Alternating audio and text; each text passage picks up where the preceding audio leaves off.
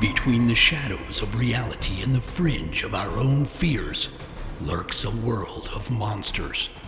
Strange creatures and frightening phantoms who test the very boundaries of our science and superstition. It's a realm of mystery and legend, a place of fact and fear. This is Monstro, Bizarro.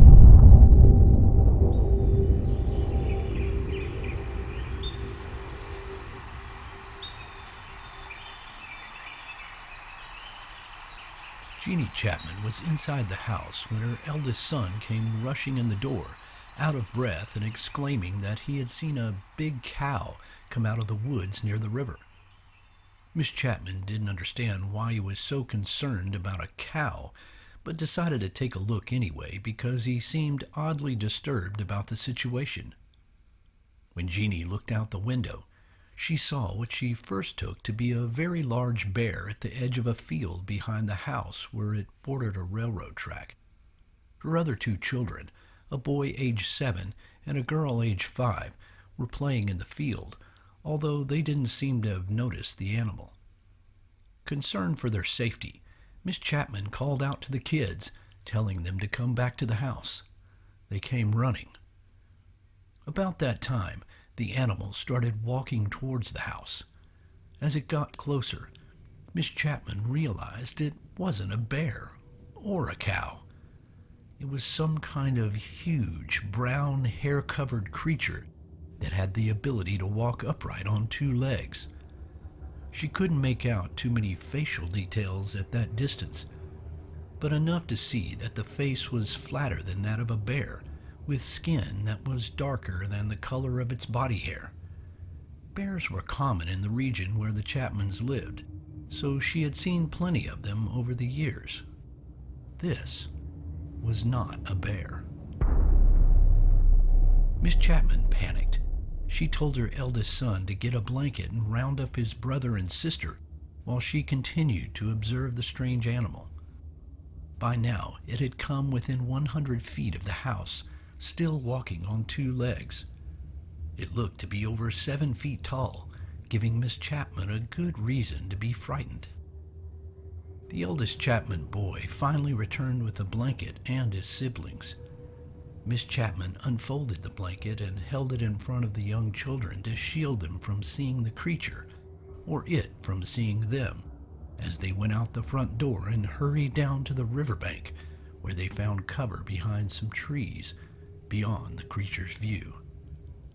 From there, they started making their way downstream towards the small village of Ruby Creek. Miss Chapman could not tell if the creature had followed them, but it didn't matter. She and the kids ran as fast as they could until they reached the safety of the village.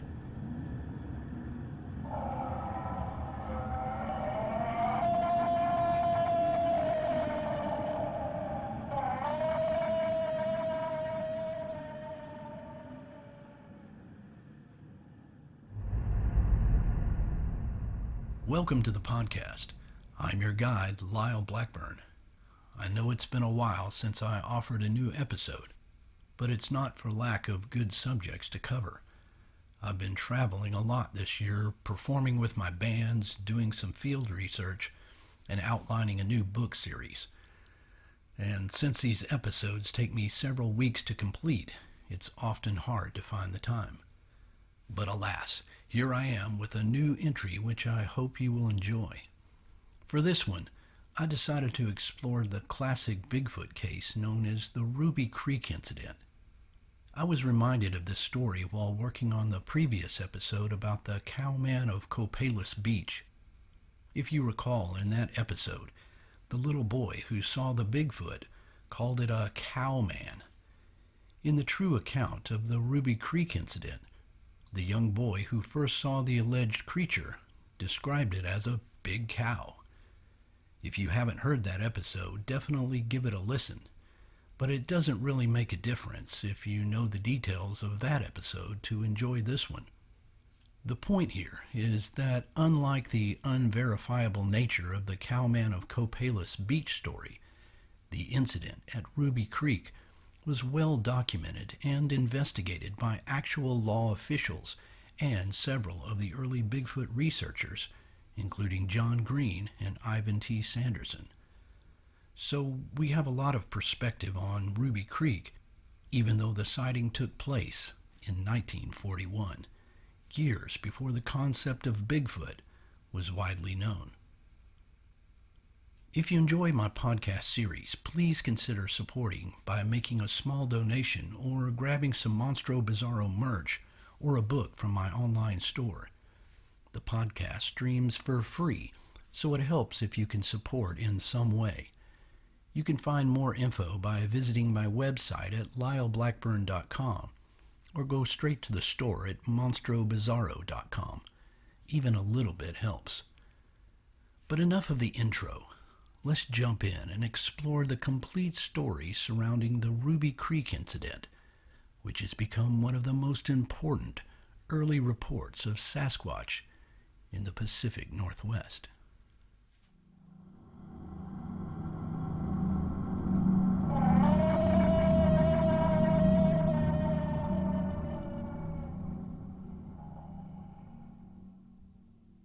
The story begins in September of 1941 at the home of George and Jeannie Chapman, who live in a remote Canadian settlement called Ruby Creek along the Fraser River east of Vancouver, British Columbia.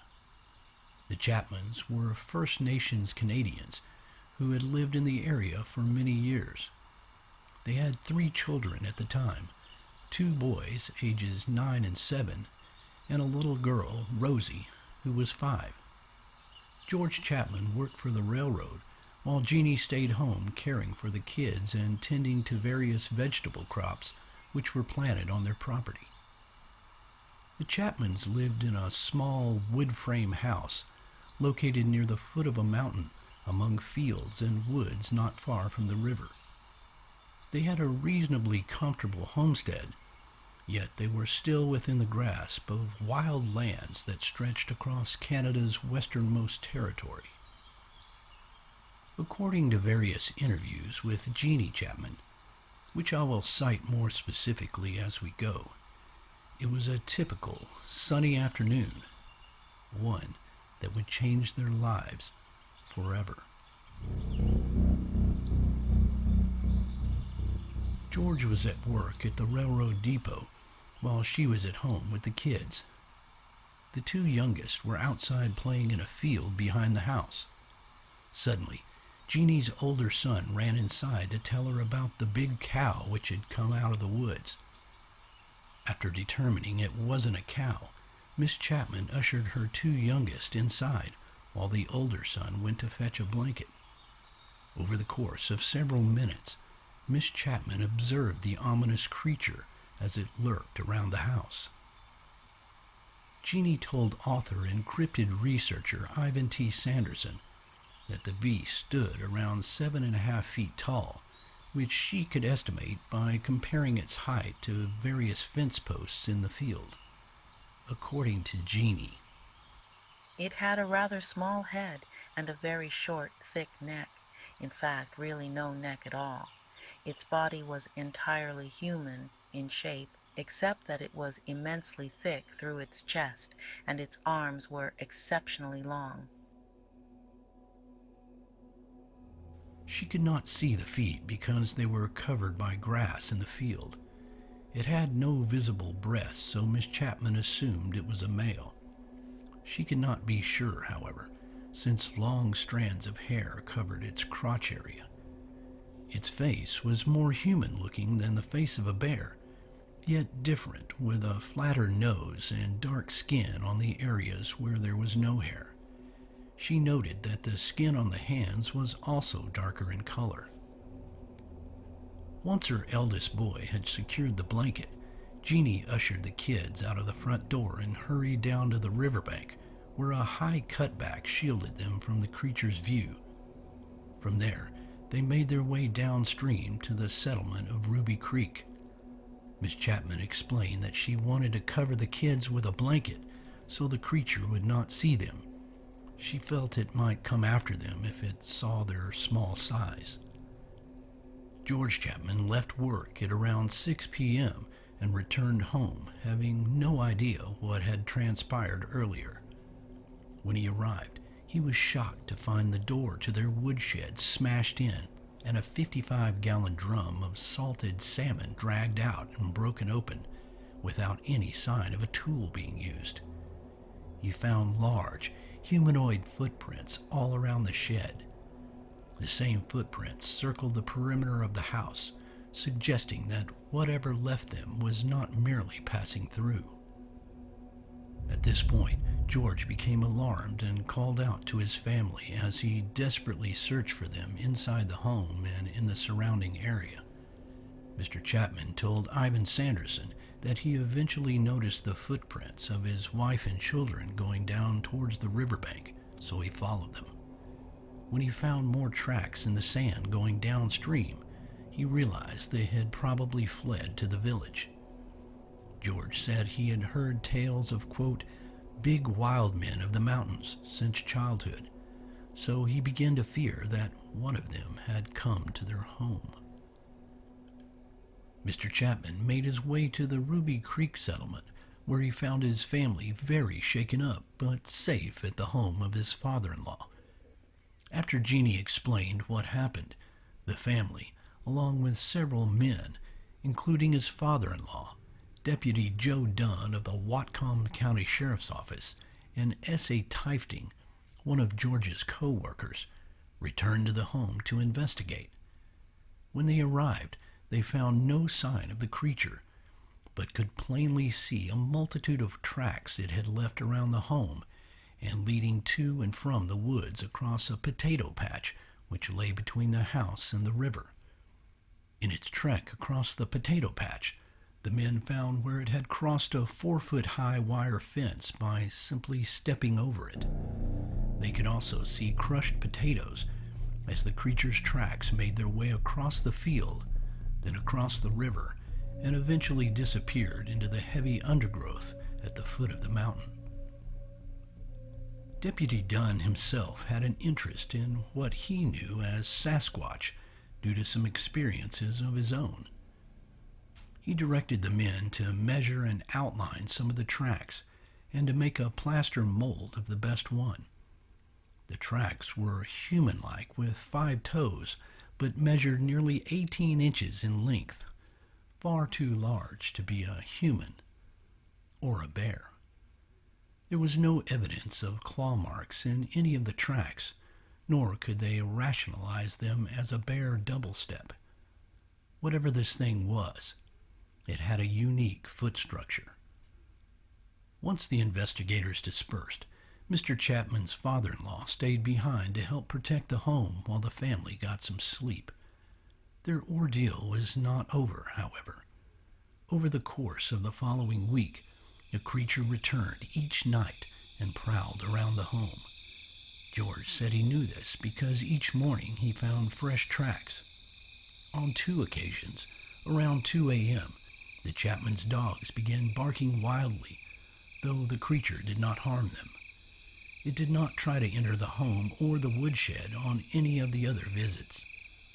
George said that on a few occasions, the thing let out what he described as an awful funny noise.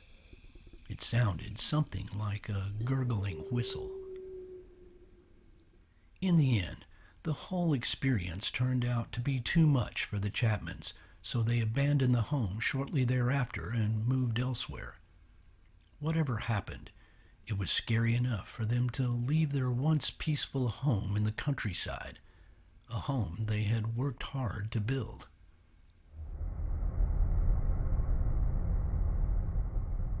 If we look at this incident through the lens of Bigfoot, it surely has all the hallmarks of a classic encounter story. Yet at the time, the word Bigfoot had not even been coined. The concept of Sasquatch was, however, already part of Canadian lore due to the writings of Canadian journalist J.W. Burns. Burns had actually come up with the name Sasquatch as an anglicized term originating from the word Sasquatch, as used by one of the First Nations tribes to describe these creatures. And I'm doing my best to pronounce that word. Anyway, Burns used the term as far back as 1920 in articles that discussed early accounts of man-like beasts and the related First Nations lore. The term Bigfoot was not created until 1958 when a journalist from the Humboldt Times-News wrote an article about some large unexplained footprints found by loggers in Northern California. It was this story that spread to national news outlets, establishing the term in popular culture and initiating the widespread fascination for the creature. The facts of the Ruby Creek incident were recorded by not only a newspaper article, but by reputable journalists who actually interviewed the Chapmans and other persons who were involved. The original account was publicized in newsprint not long after it occurred. It was located on page 12 of the October 21st, 1941 edition of the Vancouver Province newspaper. The article, in its entirety, reads, Huge bear terrorizes Indians. A child's scream, the uproar of dogs, and a frightened woman's hurried glance led to tales among Ruby Creek Indians today of a huge hairy monster preying on their encampment. It turned out to be a bear, but a huge one. This is the house near Ruby Creek where the Sasquatch came in 1941. Tracks led down from the mountains and across the field and circled behind the building. Rosie, small daughter of Mrs. George Chadwick, an Indian, was playing in her garden half a mile east of Ruby Creek when she suddenly looked up to see the enormous beast approaching. She screamed for help. Her mother rushed to her, got one glimpse of the monster, swept the child in her arms, and dashed into the bush, where she remained for 3 hours before venturing home again. On her return, she found the racks of salted salmon scattered in every direction, but nothing else about the premises was touched. In describing the animal, Mrs. Chadwick declared it was 10 feet tall, hairy, with a human face. Little credence was given to the story until the beast returned. This time it left tracks revealing it to be one of the largest bears ever known in the vicinity.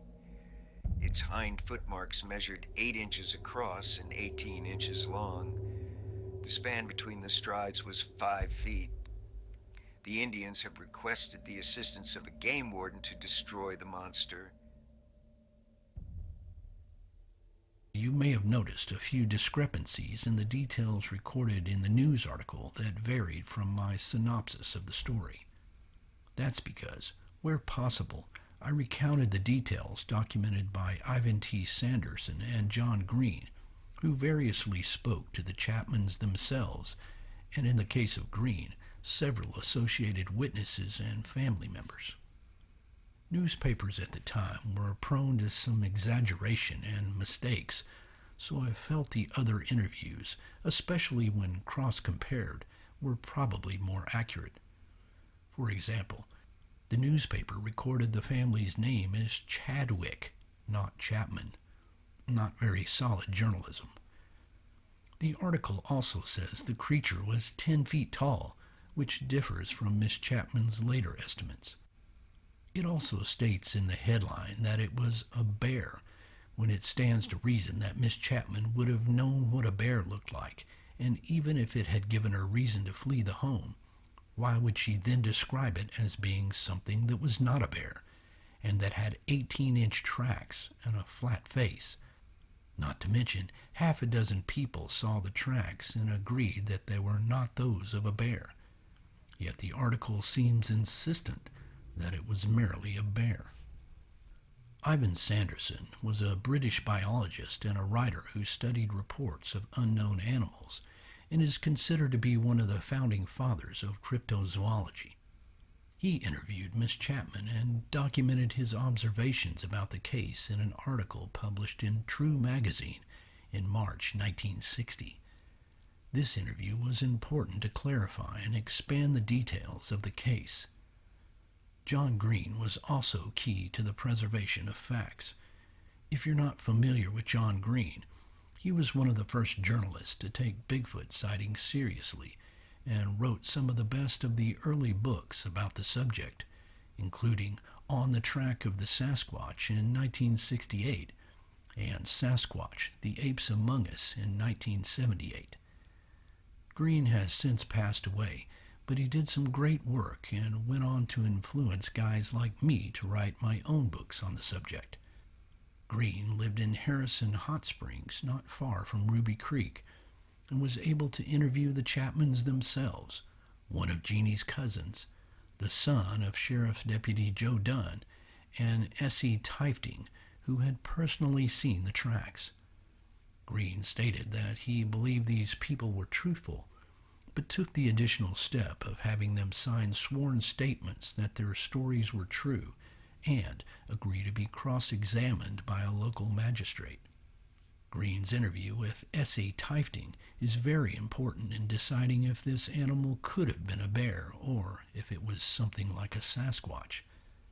The following reenactment is taken directly from Green's transcript of the interview, word for word. Tell us what you saw. Well, it all started with Mrs. Chapman running down the track crying, "The Sasquatch is after me." What did you do? Well, I took the hand car up to her place. And what did you find there? The fish barrel had been turned over and there were fish all around the side of the house. We found prints going towards the river, leading from the potato patch to the edge of the CPR fence, across from the tracks towards the mountain. How big were the tracks? About 16 inches long, 4 inches at the heel, and 8 inches across the ball of the foot. Were there 5 toes? Yeah, but there was no claw marks. The stride between the prints was 4 feet between the heel and toe, all through the potato patch. And what did Miss Chapman say about the Sasquatch? She said it looked like a man, big and hairy. How did she describe the incident? She said she looked through the window, grabbed the children, and ran down the tracks. And what condition was she in? Scared to death. Was there anything about the CPR fence that was particularly striking? Well, we could see 1 footprint on this side and 1 footprint on that side. And how high was the fence? Between 4 and 5 feet. The creature was able to step right over the fence? Yeah, not jump, just step. How deep were the footprints? In the potato patch, they were about 2 inches deep. And on that basis, could you estimate how much this creature would weigh to make such a footprint? I would say about 1,000 pounds. 800 to 1,000 pounds to make a print that deep. Are you familiar with bear tracks? Yeah, I've seen enough of them at Ruby Creek. Could these have been bear tracks? No, they certainly couldn't. Bear tracks wouldn't ever have the shape of a human heel. These look like human feet. Any sign of the creature having walked on all fours? Nope. The answers given by Tifting certainly suggest that this was not a bear or any other animal native to North America. It also indicates that Miss Chapman was already familiar with stories of Sasquatch because Tifting says she was hollering, "The Sasquatch is after me," as she ran into the village. It seems that people in the area, including the deputy and the Chapmans, knew at least something about Sasquatch, which could certainly affect their conclusion about what the creature might have been. But given the independent assessment of the incident, it's hard to imagine that Jeannie would mistake a bear or a human for what she knew to be a Sasquatch. And remember, this was 17 years before Sasquatch would become more widely known as Bigfoot. So what are we to conclude about the credibility of this incident and the possibility that Jeannie Chapman saw a creature unknown to science? If it had just been the single news report from October 1941, which doesn't even mention the name Sasquatch, it may have been forgotten. But with the input from Sanderson and especially John Green, who took extra steps to ensure the truthfulness of the witnesses, it seems to hold up to scrutiny.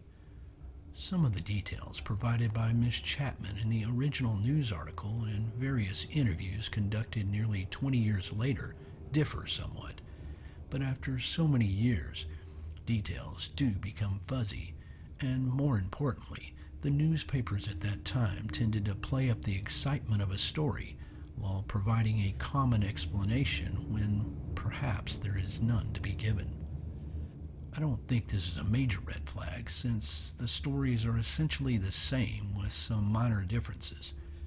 And get this, the same newspaper ran an article 4 days later with the headline, "Here's That Sasquatch Again." The article talks about a, quote, huge hairy monster that was sighted by multiple Canadian natives near Harrison Hot Springs. J.W. Burns is quoted in the article saying that it was probably the same creature seen in the Ruby Creek incident. So even the newspaper didn't stick with their conclusion that it was a bear. Another thing that adds credibility to the Ruby Creek case is that photographs of the Chapmans' home were taken, giving us a view of the actual property and confirming that it was indeed a real place. I have a copy of John Green's original version of his On the Track of the Sasquatch book, which has a saddle-stitch binding from 1968, and it includes a photo of the Chapman home, which sits at the edge of a large field flanked by a line of heavy trees with a mountain in the background. While the caption doesn't credit the author as the one who took the photo, we can assume he did, since he states that he visited the Chapmans and they had taken him to their old property, which had been abandoned since the time of the incident. The book also includes a photo of Green's colleague, Renee DeHinden, standing next to the fence that the creature stepped over. I've seen some skeptical posts on the internet which question the authenticity of the photos, but they are undoubtedly real and published by a very credible journalist. Perhaps the doubter should refer to a book. But I digress. Green said he interviewed the Chapmans on 2 occasions, as well as half a dozen people who had either been living in Ruby Creek at the time of the incident, observed the prints around the home, or were part of the Chapmans' extended family. One of these was Jeannie's cousin, Martha Kirkman. She told Green that Jeannie personally told her the story of the incident. She said Jeannie was very serious about it, and it was apparent that the incident had affected her life in a negative way. Kirkman also said that when she was young, there were places in the woods where the kids were forbidden to go because their parents said Sasquatches were there. So these folks had definitely heard stories of the alleged creatures and would have had a general understanding as to what they looked like. Either way, it was doubtful that Jeannie would mistake an ordinary animal for a Sasquatch. She had spent her entire life in the Ruby Creek area and was familiar with all the various fauna living in the wild there. Sanderson interviewed Miss Chapman as well, sometime around 1960, which provided more valuable input and verification. Strangely enough, however, the Chapman family came to a bizarre and tragic demise shortly thereafter. From what I can determine, the 3 Chapman children died unexpectedly. The boys both drowned, and Rosie died of an illness. George and Jeannie met their untimely end as a result of a boating accident which occurred in the early 1960s, not long after their story was featured in True magazine. But their story still lives on, thanks to the meticulous work of these early pioneers of Bigfoot research.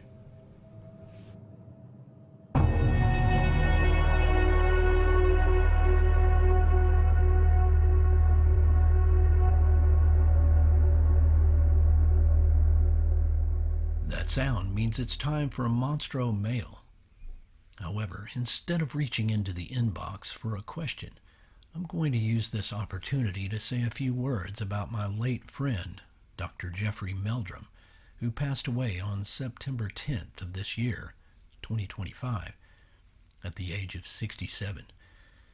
I'm sure many of you who listen to Bigfoot-related podcasts like mine are familiar with Dr. Meldrum, and have possibly met him in person at one of the many conference appearances he's done over the years. For those that don't know, and as a reminder of his credentials, Don Jeffrey Meldrum earned his Ph.D. in anatomical sciences with an emphasis in biological anthropology. He worked as an assistant professor and later as a full professor at Idaho State University, where he taught until his death. Over the years, Jeff published numerous academic papers ranging from subjects on vertebrate evolutionary morphology, the emergence of bipedal locomotion in modern humans, and Sasquatch, a subject he was passionate about and the one he is best known for, though he also co-edited a series of books on paleontology. Jeff appeared on numerous television shows which covered the topic of Bigfoot and Yetis, and spoke at countless Bigfoot conferences across North America, offering very engaging and scientific-based presentations. I first met Jeff around 2010 at a conference in Oklahoma. I had read his excellent book, Sasquatch Legend Meets Science, so I was really excited to meet him. He was a receptive and warm person who was happy to talk to anyone about the subject of Bigfoot, so I was impressed at how down-to-earth he was. Little did I know at the time, we would be asked to speak at so many of the same conferences in the years to come, as more of them popped up around the country. Through this, we became friends, and I dare say colleagues, though I certainly don't have the same level of academic achievements. As we rode together, ate meals together, navigated airports, and generally hung out over the course of many weekends. Jeff was one of the most intelligent guys I've ever met, and not only did he have a vast knowledge of biology, anatomy, and Bigfoot facts, he could offer input on a very wide range of subjects. He was a highly degreed scientist, yet he also had a great sense of humor that provided a lot of laughs over the years. The last time I saw him in person was at the West Virginia Bigfoot Conference held in June of 2025. We appeared at 2 conferences together this summer, and I'm glad I got an opportunity to spend quality time with him before his unexpected passing. It's almost surreal that in just a few short months later, he was gone. Jeff's views about Bigfoot were rooted in the physicality of the creature, especially the footprint evidence, and that was his primary focus. By way of his scientific background and professor status, he brought credibility and respect to the subject, perhaps more than anyone else ever has. In a field that is often brushed off as fringe or pseudoscience, Jeff was like a beacon of light that made people who were skeptical maybe to take a second look at the possibilities. His pursuit of the Bigfoot subject was often at the expense of his own academic career, a sacrifice that not many would be willing to make. He told me many stories over the years about the difficulties and discrimination he experienced from his university colleagues simply because he embraced the possibility that these creatures could be real. Of course, not everyone can agree that these creatures are flesh and blood, but that doesn't really matter. Jeff's work was important to open doors and gain a modicum of respectability that would not usually be afforded to the subject, no matter what anyone believes. His friendship and mentoring meant a great deal to me, and it will always stand as one of the high points in my life as a cryptid researcher. I know his work will live on just like the legacy of earlier Bigfoot research pioneers such as John Green, Ivan T. Sanderson, and Dr. Grover Krantz. Jeff was a one-of-a-kind guy who I had the honor of knowing. I hope that now he's out there somewhere in the great cosmos, following a set of giant footprints that lead him to the answers he so diligently sought in life.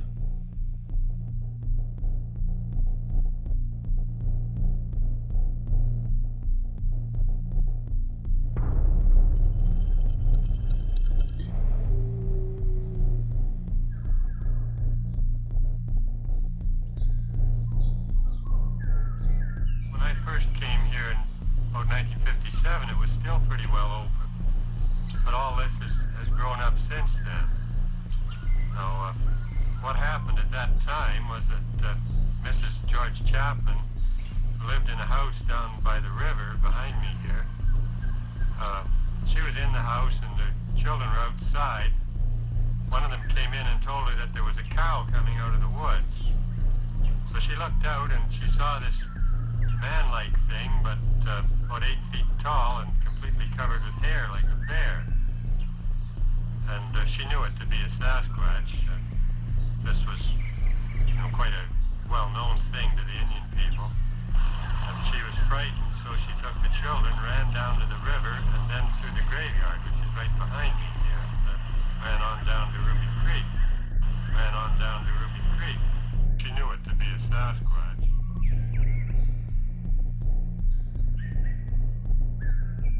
As far as classic Bigfoot stories go, Ruby Creek ranks as one of the best. It not only took place at a time when Sasquatch information was in its formative stages, but it fills the gap between several of the other classic encounters to build a more solid timeline of Sasquatch history. The other early cases include Ape Canyon, which took place in 1924. Ape Canyon is where the miners were attacked by several supposed ape-like creatures at their cabin. That same year, Albert Ostman claimed to have been kidnapped by a Sasquatch. According to Ostman, he was searching for gold in the mountains of Toba Inlet in British Columbia. One night, while sleeping in his sleeping bag, he was picked up by a male Sasquatch and carried deep into the forest where he was held captive by a family of these creatures. After Ruby Creek, we have the seminal sighting by William Rowe, which he said took place in 1955. Rowe was one of the first witnesses to see one of these alleged creatures at close range and for a considerable amount of time. Rowe and Ostman were also interviewed by John Green, who provided some great insight into the cases. The Ruby Creek incident stands alongside these encounter stories as precursors to 1958, when the term Bigfoot would launch these worldwide.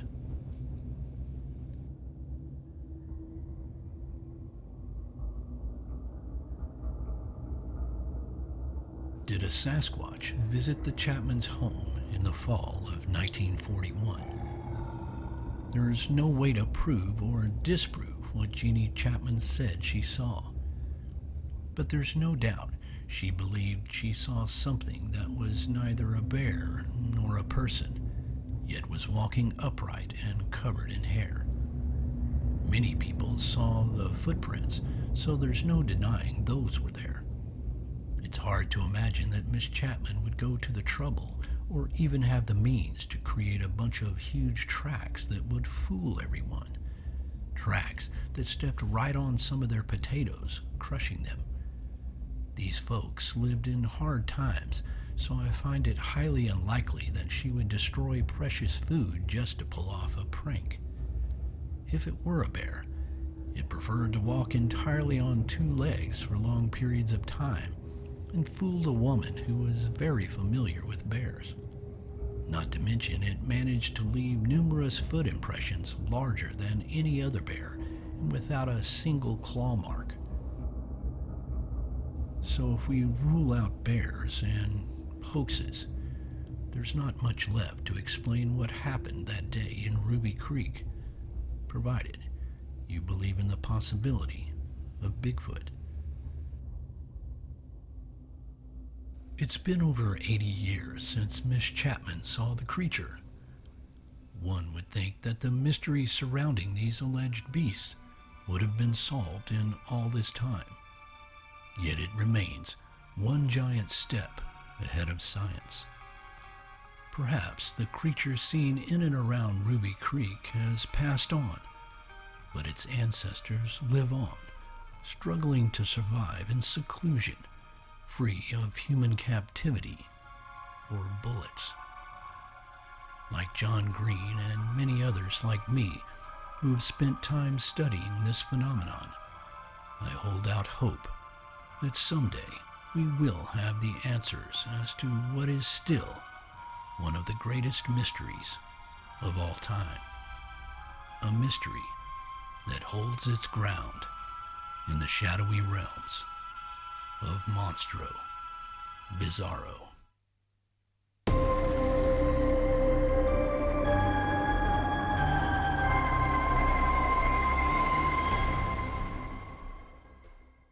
For more information about me or my works, visit lyleblackburn.com or find me on Facebook or Instagram.